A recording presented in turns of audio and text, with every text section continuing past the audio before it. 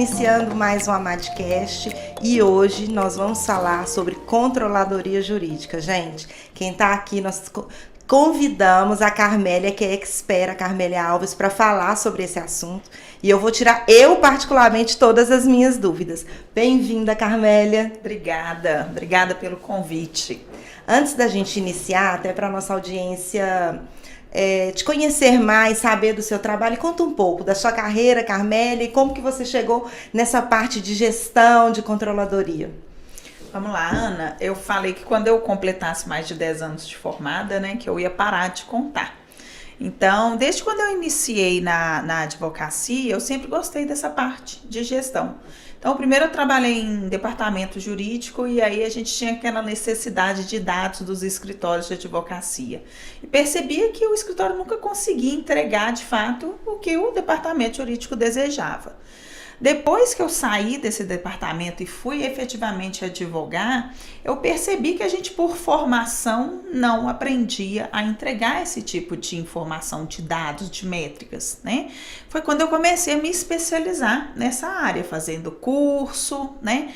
E aí trabalhei um tempo em escritório de advocacia e depois eu abri a minha própria empresa. E hoje eu presto serviço de gestão legal, implantação, terceirização de controladoria jurídica, exclusivamente para escritórios de advocacia e departamentos jurídicos.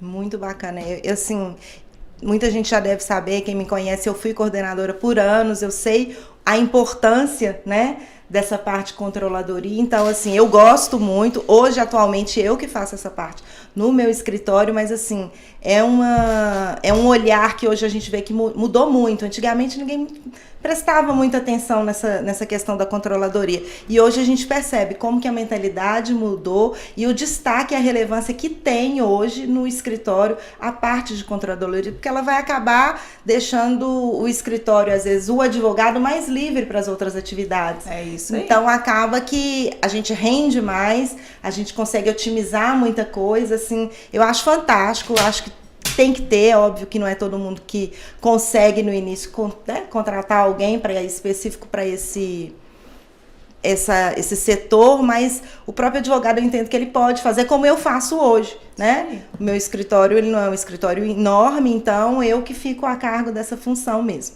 Mas vamos lá, tem muita gente que não sabe o que é a controladoria jurídica. Conta para todo mundo aí o que realmente é. Eu falo que as atividades, né, realizadas dentro da controladoria jurídica existem desde os primórdios, né?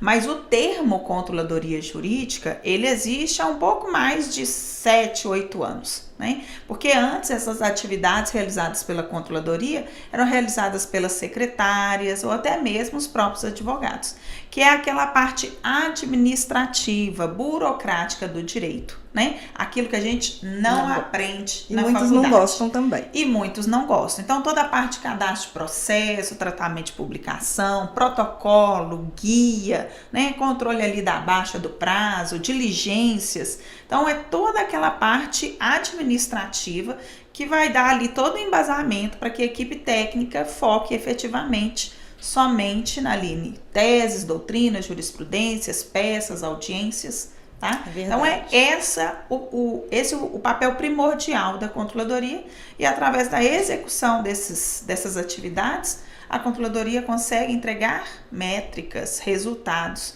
para que o escritório faça a sua gestão, né? Quantidade de processos ativos, baixados por cliente, prazo por advogado, prazo cumprido D-1, D-2.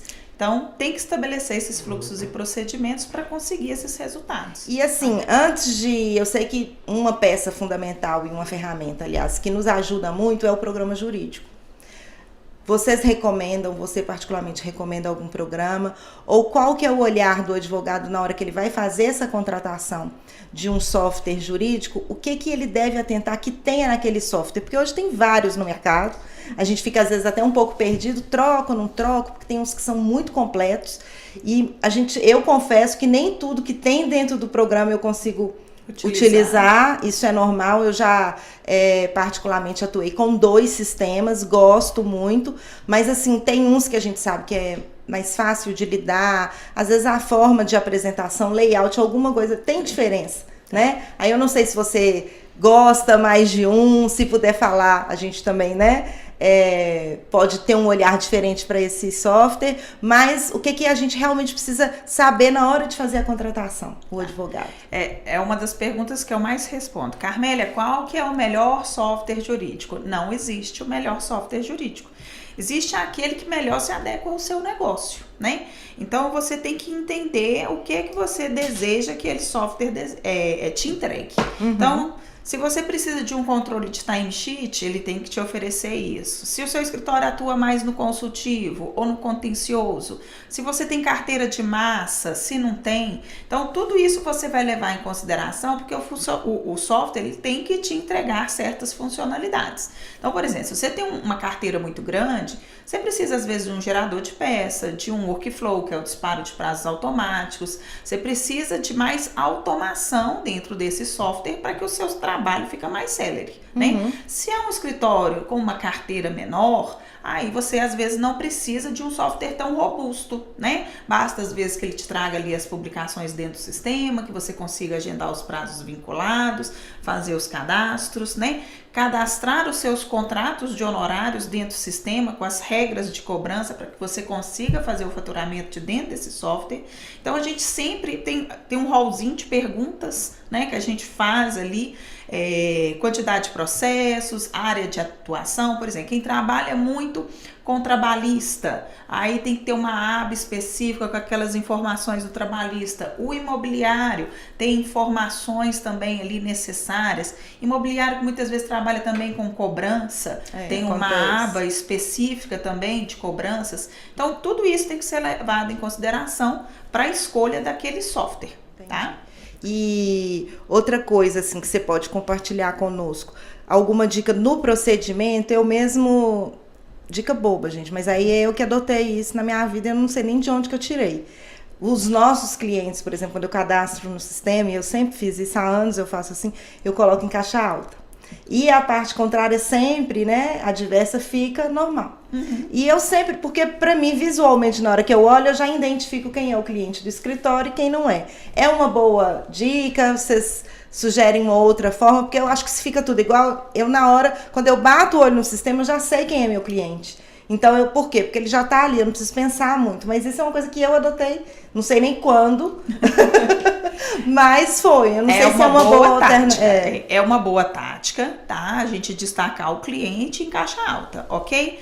Só que hoje tem softwares jurídicos que você já classifica quem é o seu cliente. Mas mesmo assim eu ainda adoto. E aí ele destaca aquilo, ele coloca em negrito. Se mas o seu software não faz isso, coloca ele em caixa alta para você ter esse destaque. E aí você mencionou num ponto muito bacana de dar uma dica aqui também. Não adianta você fazer o desenho do fluxo e procedimento mais lindo dentro do seu sistema se você não parametrizar a forma como essas informações serão inseridas dentro do seu sistema. Então, tem que ter padrão de preenchimento. Se o cliente é em caixa alta, todo cliente tem que ser em caixa alta. Se é com maiúsculo, minúsculo, caracteres especiais, tem que ter, ok? Por quê? Porque senão na hora que você tirar um relatório, você vai ter que ficar compilando ali as informações para você ter um resultado, né? Então, assim, as movimentações, os prazos. Tem escritório que a gente chega, tem lá embaixo de declaração com caps lock, sem caps lock, você se tira, sem tudo se separado, tudo de um jeito. E aí, se você quer fazer um filtro assim, quantos recursos eu tive, quantas apelações eu tive esse mês, quantos EDs eu tive esse mês, você não consegue. Você vai ter que escreve de uma forma. A gente vai ter que fazer aquele famoso de tais termos, tem que virar embaixo da declaração. Então, padronize ao máximo o seu software jurídico com as nomenclaturas corretas, para que você consiga fazer um relatório fidedigno com aquelas informações. Isso é importante porque acaba que depois a gente não consegue tirar relatório e muitas vezes a ferramenta está ali, a forma como foi inserida.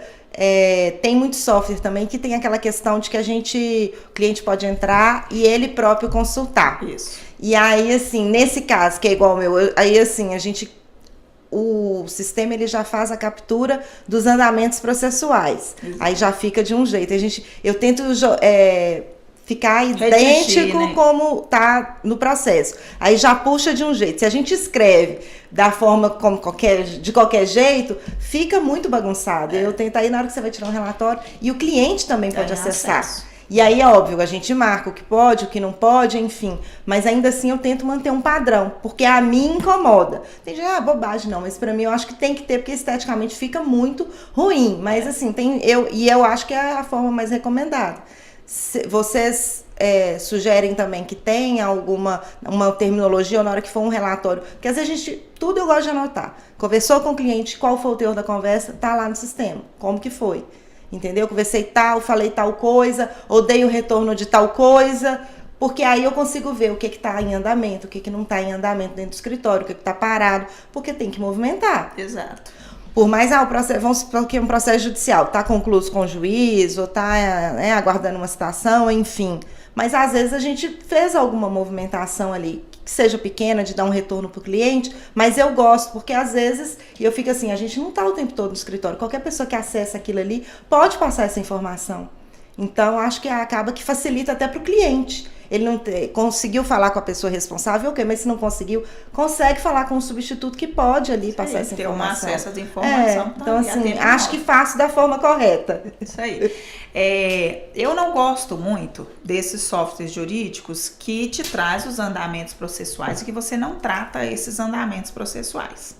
E aí vai do tamanho da carteira também. Se você tem uma carteira pequena, você consegue retificar aqueles andamentos, excluir aqueles andamentos que às vezes não é interessante permanecer ali, né? E aí ficar ali, igual você falou, né? Os andamentos vinculados também às providências tomadas, tudo direitinho, tá? Se é uma carteira muito grande, a gente tem automações para isso. Então, a gente vai parametrizar, que traga para a gente, muitas vezes, andamentos com palavras-chave que a gente vai estabelecer. Então, olha, eu quero só os andamentos que tem o termo remessa, sentença, acórdão, bacen, a gente arquivamento, baixa, né? Porque aí ele vai me trazer aqueles andamentos para que não fique ali sujo, né? O andamento que não é relevante, exato. Que a gente sabe que tem. E aí não precisa de mexer muito, não tem que ficar higienizando muito ali. E o advogado só vai inserir naqueles de tratamento mesmo, de procedimentos realizados com o cliente. Correto. E de momento ideal? Tem muita gente que, meu escritório é pequeno, ainda não é o momento de eu fazer a contratação de uma controladoria ou de uma pessoa para fazer essa execução. Existe o momento ideal? O que você pensa a respeito? Não existe momento ideal, né? Existe sim, retifico, existe, né? Você formou sociedade individual, você já faz os procedimentos de controladoria jurídica. Você não precisa ter uma área de controladoria jurídica. Você precisa realizar as atividades relacionadas à controladoria jurídica, estabelecer fluxos e procedimento para isso. Então, você já é uma sociedade individual, você tem ali 20 processos, você já tem que ter, no mínimo, uma planilha de Excel, onde você vai colocar ali todos os seus processos ativos, né? Onde você vai colocar ali os prazos, na medida que as publicações vão saindo e tal. Então, você tem que ter um procedimento para a realização daquelas atividades. Hoje tem software jurídico de graça. Então, por mais que você tenha 20 processos, você pode usar esse software jurídico. Depois, se você crescer, você vai adquirir um software pago e faz a migração, muitas vezes, desses dados para outro sistema, tá? Então, assim, não tem porte de tamanho para ter controladoria jurídica. Igual eu te falei, tem escritório, eu já fiz implantação de controladoria jurídica num escritório que tinha o sócio, o estagiário e a secretária. E a secretária era a controller, ela que fazia todo esse controle efetivamente da controle. Ela que recebia as publicações, ela que agendava os prazos. Olha. Como, Carmélia, que uma pessoa que não tem conhecimento técnico consegue fazer serviço de controladoria jurídica? Porque a parte que envolve a análise jurídica, muitas vezes a gente lança um prazo para o advogado para que ele valide as recomendações da controladoria jurídica.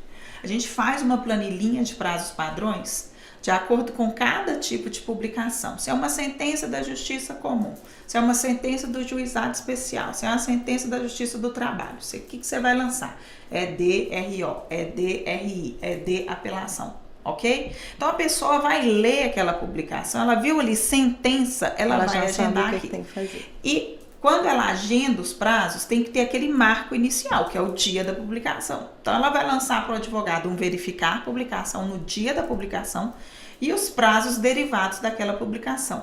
Nesse primeiro prazo, que é o marco inicial, o advogado vai validar. Deixa eu ver aqui se a controladoria lançou certo. Lançou o ED e o RO, o ED e a apelação. Então, pronto, validou. Se ele percebe que o agendamento foi feito de forma incorreta, aí ele avisa para que retifique os prazos. Entendeu? Então, assim, pode sim uma pessoa que não tem, às vezes, conhecimento técnico da área do direito executar. Não é a minha recomendação. Eu fico querendo ou não, muita responsabilidade, pode ter uma falha. Ou interpretação, ela pode errar, né? Mas depende do profissional. Eu fiz implantação no escritório também de reclamante, que a pessoa que assumiu a controladoria, ele iniciou como boy dentro do escritório, ele já estava há 15 anos dentro do escritório, ele sabia mais de direito de trabalho do que qualquer advogado que estava sentado lá. Fase de execução, então, ele dominava tudo. Ele sentou e fez, ele conseguia dialogar com os advogados, argumentando o porquê de cada coisa ali. Então, aí ela é experiência. Nesse caso, beleza, entendeu? Tudo bem. Agora, não dá para pegar uma pessoa que nunca teve contato com o processo. Aí fica mais difícil. Entendeu? Fica bem complicado, inclusive. Gente, adorei. Queria te agradecer, Carmélia, pela sua disponibilidade de vir, de compartilhar seu conhecimento, sua experiência aqui conosco, doar seu tempo e depois te convidar para você retornar para mais dicas, compartilhar também conosco. E é isso, gente. Ficamos por aqui. Não deixem de acompanhar a Amade nas redes sociais, lembrando que os nossos episódios sempre vai ao ar todas as quartas-feiras ao meio-dia, no Spotify e no YouTube. Até mais. Muito obrigada.